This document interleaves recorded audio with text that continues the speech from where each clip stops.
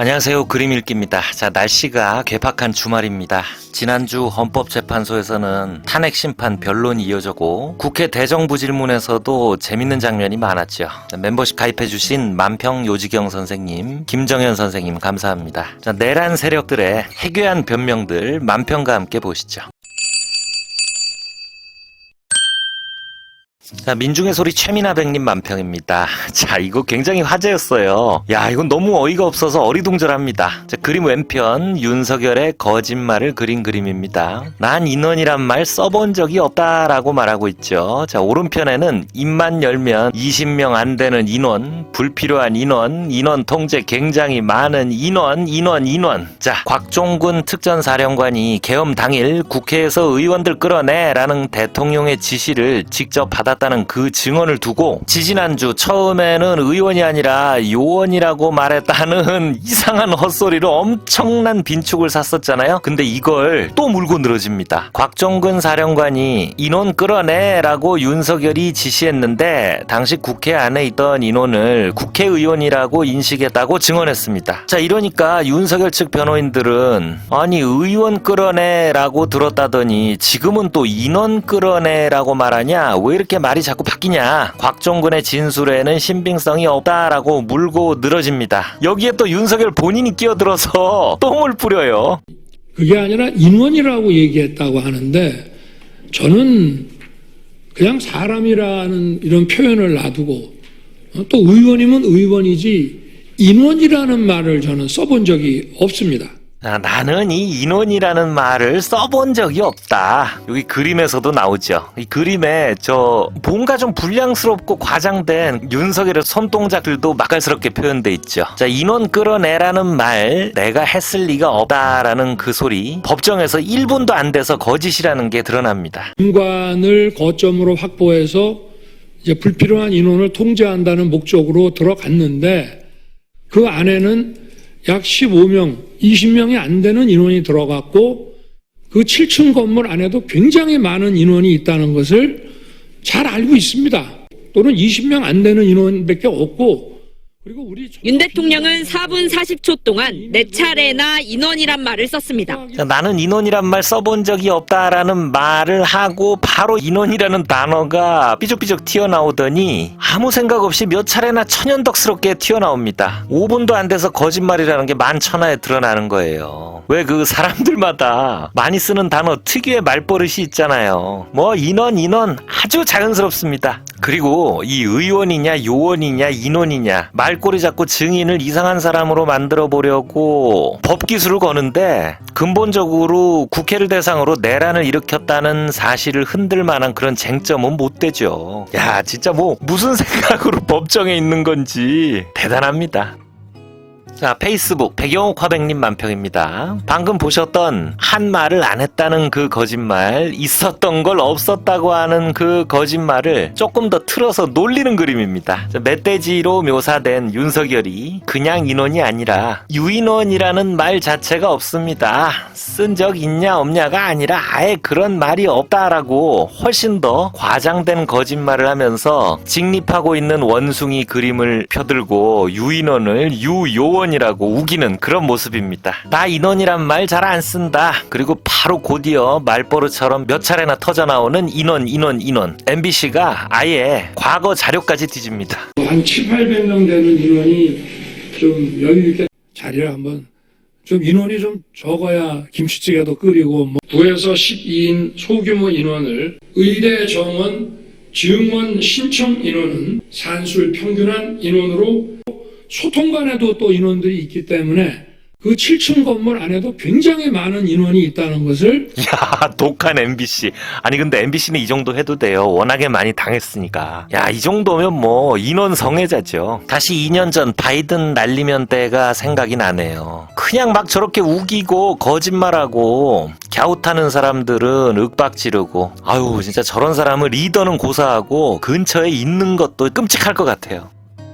자, 페이스북 해벼단줌 김하나백님 만평입니다. 자, 목도리를 한 최상목 대행이 마법 지팡이를 들고 공중에 떠있는 접힌 종이를 향해 글리세오라고 주문을 외웁니다. 이 글리세오는 해리포터 시리즈에서 계단같이 이렇게 구부러진 것들을 평평하게 펴는 주문이라고 합니다. 자, 국회에서도 진짜 재밌는 장면이 여러 개 있었어요. 그 문건 어떻게 접어서 호주머니에 넣으셨습니까? 접은 상태에서 받았습니다. 어떻게 가로로 접었습니까? 세로로 접었습니까? 뭐 설명을 드리기는 그런데 아니 그래서 쪽지 형태로 접었습니다. 그러면 접혀 있는 상태 이 그 쪽지를 접혀 있는 받았습니다. 상태가 세로입니까? 가로입니까? 가로입니다. 이겁니까? 아니면 가로. 가로로 2번 정도 접혀 있고 가로가 한 번 더 두 접혀 번 있었습니다. 접혔다 이거죠. 또 한 번 접혀 있었습니다. 한 번 더 접혔어요? 네, 그렇습니다. 그러면은 이거를 저는 그 당시에 쪽지로 인식을 했습니다. 말씀드린 거죠. 그래서 이렇게 접어서 밑에 분한테 주시고 그 다음에 이런 상태의 문건을 펴가지고 검찰에 제출하신 겁니까? 제가 제출하지 않았습니다. 아니 그러니까 이렇게 폈을 거 아니에요? 제가 피지 않았습니다. 그러니까 저는 그러니까 제출한 상태에서 이렇게 접혀진 흔적이 없어요. 아니 근데 저는 그 밑에 분이 이거를 다리미질 해가지고 펴가지고 다시 작성해 제출한 그거는 거는 뭐 차관한테 물어보시면 되죠. 자, 요즘 무쌍을 찍고 있는 박선원 의원이 최상목 대행을 상대로 더슬렀습니다. 접었냐? 가로로 접었냐? 세로로 접었냐? 이렇게 구체적으로 자꾸 물어보는데 최상목 대행은 어리둥절하면서 꾸역꾸역 어떻게 접었다고 대답을 해요. 근데 웃기는 건 수사기관에 제출한 그 문서는 정작 접힌 흔적도 없이 빳빳했다는 거예요. 그걸 박선원 의원은 알면서 계속 어떻게 접었냐고 나중에 딴소리 못하도록 가지고 논 거죠. 자, 이렇게 되면 최상목의 이 안 보고 접어서 주머니에 넣다 부관에게 줬다는 등의 증언은 왠지 믿업지 못하죠. 자, 그림의 제목은 밑에 그냥 손으로 펴면 되는 종이를 마법으로 펴려고 낑낑거리는 해리포터가 아닌 상목포터와 마법사의 쪽지입니다.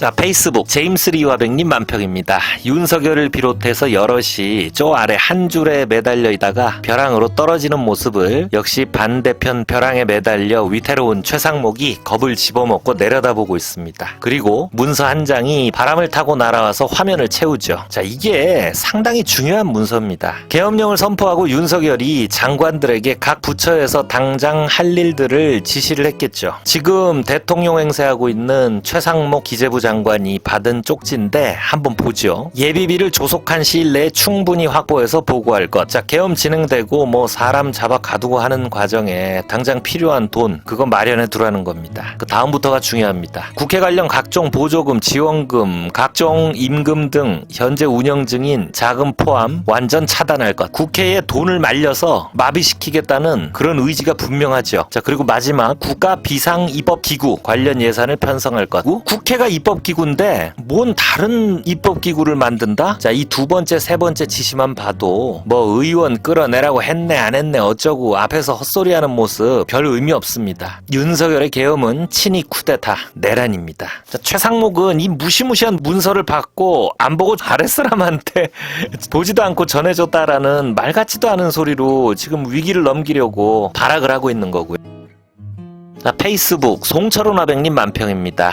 지금 뭐하고 계신지 여러모로 궁금한 김건희 씨를 재밌게 표현한 그림입니다. 자, 2년 전 김건희 씨가 경찰견과 찍은 사진의 구도를 그림으로 옮겼는데 일단 이 이상한 개부터 보죠. 사람 얼굴의 개? 영화 친절한 금자씨에서 금자의 꿈에 나왔던 그 개가 떠오르는 기괴한 이미지죠. 얼굴이 검정 마스크를 쓴 김성훈 대통령 경호실 차장입니다. 얼마 전 윤석열 체포 과정에서 법 집행을 방해했다가 구속됐는데 검찰이 이걸 풀어줘서 지금 다시 관저에 김건희 씨 곁으로 돌아가 있습니다. 이 사람이 경호처 김건희 라인으로 알려져 있는데 이 분홍색 풍선은 김건희 씨 생일에 차 트렁크에 풍선을 가득 담아서 이 사람이 김건희 씨한테 해줬다는 그 이벤트를 떠올리게 합니다. 자, 바닥에 놓여있는 이 광어는 김건희 씨가 작살로 잡은 물고기 회가 맛있다라고 하니까 수산시장에서 사온 광어를 작살로 잡아 바쳤다는 그 경호처 내부 제보를 상기시키죠. 자, 이런 건 뭐 아첨을 넘어서 뭔가 여러 가지 생각이 들게 하는 기행이죠. 자, 그리고 김건희 씨의 얼굴을 보면 안경을 쓴 눈이 하얗게 표현돼 있습니다. 뭔가 귀신같이 을씨년스러운데 사실 이건 사실적인 표현일 수도 있습니다. 우리가 휙휙 지나갈 때 뭐 안경이나 안구에 조명이 반사되면 순간적으로 저렇게 보일 때가 있잖아요. 그 순간을 그림으로 박제해서 아주 그로테스크한 인상으로 재해석해서 다시 들여다보도록 만드는 그림이죠. 자, 모든 찰나의 순간에는 우리가 그냥 지나치고 많은 의미나 인상들이 잠겨 있을지도 모릅니다.